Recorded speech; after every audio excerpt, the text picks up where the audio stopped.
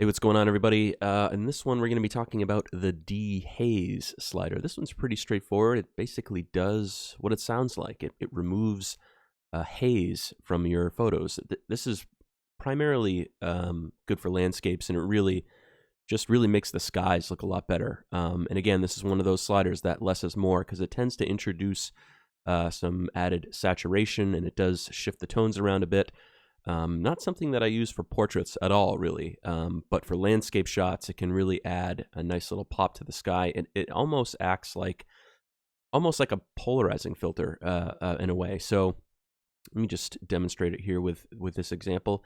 As we start to bring it up, you can see it darkens the sky a little bit. You can see in the histogram it shifts the tones over to the left side, and it adds a little bit more contrast and some saturation to the photo. This is one of those things that I tend to use in a targeted fashion with the adjustment brush, which I'm going to be getting to coming up shortly in the next series of videos.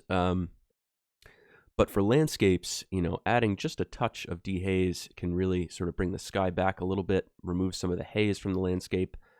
And things that are off in the distance, like mountains and things like that, you can really see it removes some haze from the photo. It does darken it up a little bit. So yeah, that's how dehaze works. In this example, I would probably add just a little bit of it, something like this maybe. And again, if I was doing this one for real, I probably would be using the adjustment brush and maybe targeting it specifically to the mountains, maybe. But anyway, that's dehaze in this example. Let's take a look at this one. Now, I think this one really, you can really see how dehaze helps out in this example. It doesn't really do too much with the bottom part of the photo, but it really just brings the sky back a little bit, adds a little bit more saturation to it, almost a little bit more than I'm comfortable with, but really kicks this one up a notch. So I think it really helps in this one. You can see up in this section what it does to the sky. This is with it off, up a little bit. And you can probably imagine what it does moving the slider in the opposite direction, right? It'll take away some of the saturation, remove some of the contrast, and it'll add a haze to the photo. So let's just see what that does. If we start to slide it back this way, get a little bit of a haze there. Kind of makes it look a little old-timey, like an old-timey black and white film shot. But in this example, I would probably keep it right around here, just a little bit. Probably don't want to use it too much with a situation like this where you're indoors. You can see, you start to bring it up, it just darkens the photo a little bit and adds some unneeded saturation. I don't really think it's needed at all here. I probably wouldn't use it in this one.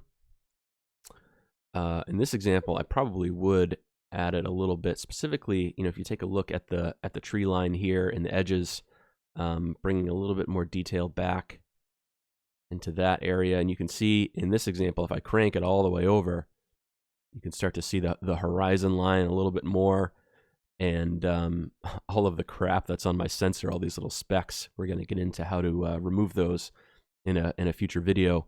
But it really adds like an old, film type look to the photo. So, maybe you want to crank this all the way up, maybe not. Maybe you want to target it to just, this side of the photo to see a little bit more of the horizon line here. But if I wasn't using the adjustment brush at all, I would probably just add a little bit of it. Maybe something like around here.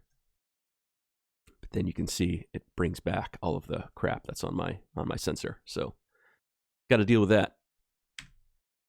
And here's the portrait example that we looked at in the previous video. I would not use a dehaze at all here. You can see it just adds more saturation and contrast. Maybe this is a look that you like. I personally don't.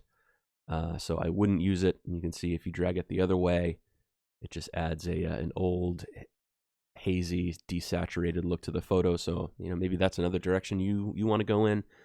But for portraits, those interior type shots of people, I don't really like to use it that much. So that's Dehaze.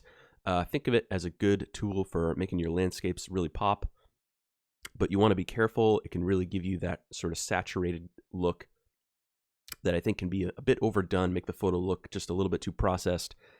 So if you are looking to use the dehaze a bit in your landscape photos, you might want to bring the saturation down a little bit to compensate, since it really beefs up the colors and the saturation in your photo. So just something to keep in mind with that. That is the dehaze slider. And the next one, we're going to be taking a look at the vibrance and saturation sliders. If you like this video, please like, subscribe, share it, leave comments. It really helps the video get seen. And if you enjoy this content, want to see more videos, it really incentivizes me to make more. So I hope you guys are liking the series so far. And I will see you in the next one. Cheers.